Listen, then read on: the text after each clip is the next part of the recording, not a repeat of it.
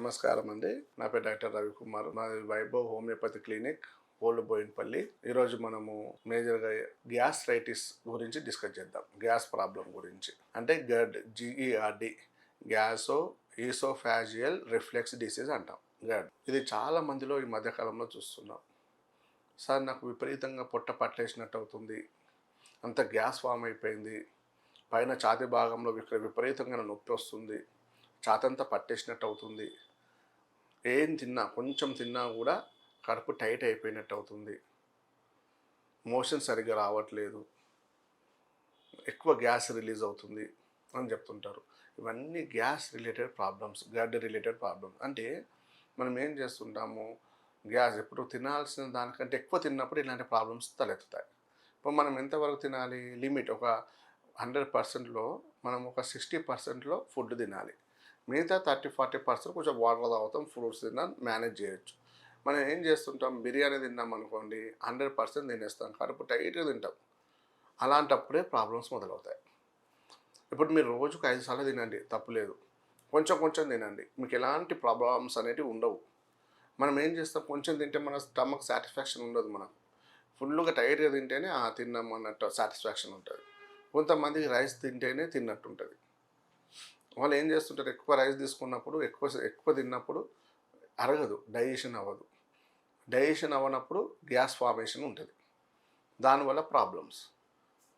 కాబట్టి మనం తినేటప్పుడు కూడా ఎలా తినాలి?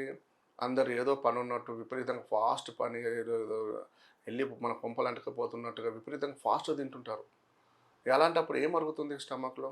ఇప్పుడు మీరు దాన్ని మింగినప్పుడు లోపలికి వెళ్ళినప్పుడు ఫుడ్ ఫాస్ట్గా డైజెషన్ అవ్వదు. మళ్ళీ ఏం చేస్తుంటారు, నీళ్ళు తాగుతుంటారు, అంత తింటుంటారు, నీళ్ళు తాగుతుంటారు. అలాంటప్పుడు డైజెషన్ అవ్వదు.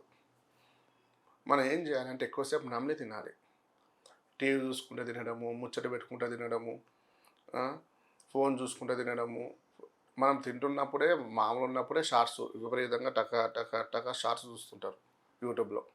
మళ్ళీ ఖాళీ ఉన్న టైంలోనే మళ్ళీ తినేటప్పుడు కూడా అది చేత్తో తింటుంటారు, ఈ చేత్తో షార్ట్స్ చూస్తుంటారు.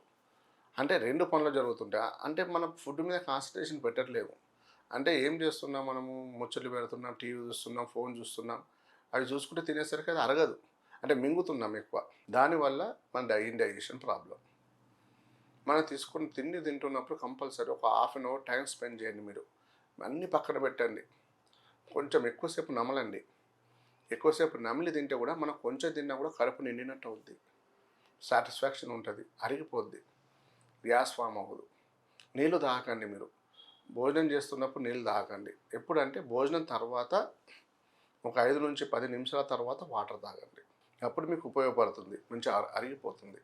ఇంకొక విషయం ఏంటంటే, ఎక్కువ టైట్గా తిన్నప్పుడు కడుపులో మొత్తం ఫుడ్ అంతా నింపేసినప్పుడు ఈసోఫాగస్ అంటే మనకు స్ప్లింటర్ ఉంటుంది. ఇది మధ్యలో ఆహార నాళం నుంచి స్టమక్ మధ్యలో స్ప్లింటర్ ఉంటుంది. అదేమవుతుంది, మీరు ఎక్కువ తిన్నప్పుడు అది ఓపెన్ అయిపోతుంటుంది. ఇప్పుడు మనం ఫుడ్ తిన్నాక అది మూసుకుపోతుంది. ఇప్పుడు మనం ఎక్కువ కడుపంతా నింపేసాం, టైట్గా నిండిపోయింది అన్నప్పుడు ఎక్కడికి వెళ్ళి మరి పైకి తన్నేస్తుంటుంది. అలాంటప్పుడు స్ప్లింటర్ కొంచెం ఓపెన్ అవుతుంది. ఓపెన్ అయినప్పుడు పైనుంచి విపరీతంగా పుల్లటి బేకోట్లు రావడము, కొంచెం ఇండైజెషన్ పార్టికల్స్ బయటకు రావడము, అనీజీగా ఉండడం, కడుపులో మంట రావడం, ఇదంతా టైట్గా పట్టేయడం, ఇదంతా ఈసోఫాజియల్ రిఫ్లెక్స్ డిసీజ్ అంటాం. దీనికి మీరు ఎంత ఎండోస్కోపీ చేసినా, ఎన్ని టెస్టులు వాడినా, ఏం చేసినా కూడా నార్మల్గా ఉంటాయి. కొంతమందిలో ఎండోస్కోపీ చేస్తే తెలుస్తుంది, ఈసోఫాజైటిస్ ఉంది అని వస్తుంది, గడ్ ఉందని తెలుస్తుంది. దీనికి మన దగ్గర హోమియోపతిలో మంచి ట్రీట్మెంట్ ఉంటుంది. మీరు లోపల మనకు చెప్తాం ఎట్లా తినాలి, ఏంది, మనం ఏమేమి తినాలి, ఆహార పదార్థాలు కొన్ని చెప్తాం.